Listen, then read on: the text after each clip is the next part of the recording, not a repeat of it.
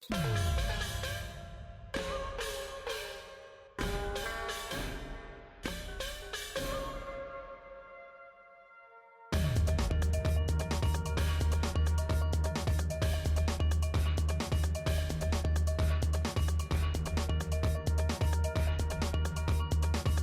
un triangle d'or formé par l'avenue de Choisy, l'avenue d'Ivry et le boulevard Masséna. Nous sommes sur la rive gauche de la Seine, au sud-est de Paris, où les couleurs vives éclairent un quartier que l'on identifie souvent à une population, le quartier chinois. Déjà dans les années 20, quelques étudiants chinois s'étaient installés dans le 13e arrondissement de Paris. Ils y avaient fondé avec Zhu Enlai la section française du Parti communiste chinois. Mais ce n'est qu'à partir de 1975, après les différentes vagues migratoires de réfugiés venus de l'Asie du Sud-Est, que l'on parlera véritablement de communautés chinoises dans le quartier. Yufeng, ça veut dire amitié prospère. L'installation des Chinois a été faite au moment de la guerre d'Indochine. Et c'est là où en fait les Chinois se sont installés en masse, vu qu'en plus les locaux étaient libres. Voilà. Les réfugiés d'origine chinoise s'installèrent dès les années 70 dans les premières tours construites à la porte de Choisy. Ces tours, boudées par les Parisiens en raison de leur architecture et de leurs loyers trop élevés, entourent aujourd'hui un centre commercial bien connu de tous, les Olympiades.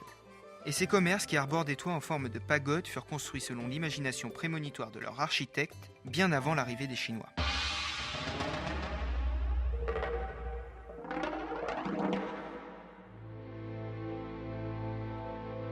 C'est là où il y a une concentration de personnes d'origine chinoise. Les gens viennent manger, viennent visiter le quartier chinois dans Paris. Et c'est vrai, du coup, passent et s'intéressent à la Chine.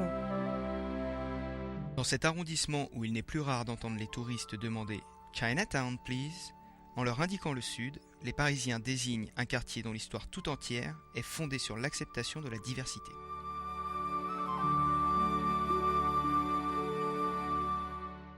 On n'a pas de racisme ici. On est tous pareils. On se dit bonjour, on se serre la main. Donc il n'y a pas de problème là. Tous les Chinois qui vivent ici, on est très solidaires, on s'entraide. Ici, on enseigne une certaine morale aux enfants. C'est une morale issue du confucianisme et du bouddhisme. Ce sont des enfants qui sont travailleurs et en plus, ils perpétuent leur tradition, puisque notamment le dimanche matin et le dimanche après-midi, il y a des cours de chinois dans les associations chinoises du quartier. L'ensemble des Chinois ne représente que 3% de la population totale de l'arrondissement. En revanche, beaucoup d'Asiatiques de la région Île-de-France et parfois de plus loin encore viennent quotidiennement pour travailler, faire leurs courses, se restaurer ou exercer leur foi dans l'un des temples du quartier. Voici, c'est l'empereur du ciel. C'est l'empereur du ciel. Celui-là, vous voyez. Alors là, c'est tous les ans, c'est lui qui fait la procession au carnaval.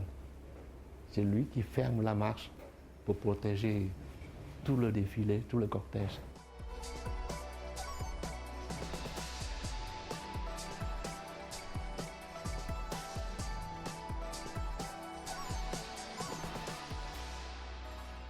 Ici, il y a tous les supermarchés, on peut trouver des produits exotiques, comme les Tang Frères, vous voyez, le Paristol, le Continental. Donc on vient se ravitailler. Le riz, vous voyez, le New York Mam. Il y a de tout, là. Il y a des cochons laqués, des canards laqués, tout est là, quoi. Impossible, inimaginable. Pas besoin de rentrer en Chine. Ici, on trouve tout ici, tout. Aujourd'hui, c'est tout au long de l'année que les touristes se déplacent pour flâner dans ce Paris exotique. Et lorsque les lions et dragons au Nouvel An chinois traversent en dansant l'avenue de Choisy, c'est une foule cosmopolite et des milliers de Parisiens qui applaudissent ensemble la fraternité de cette fête populaire.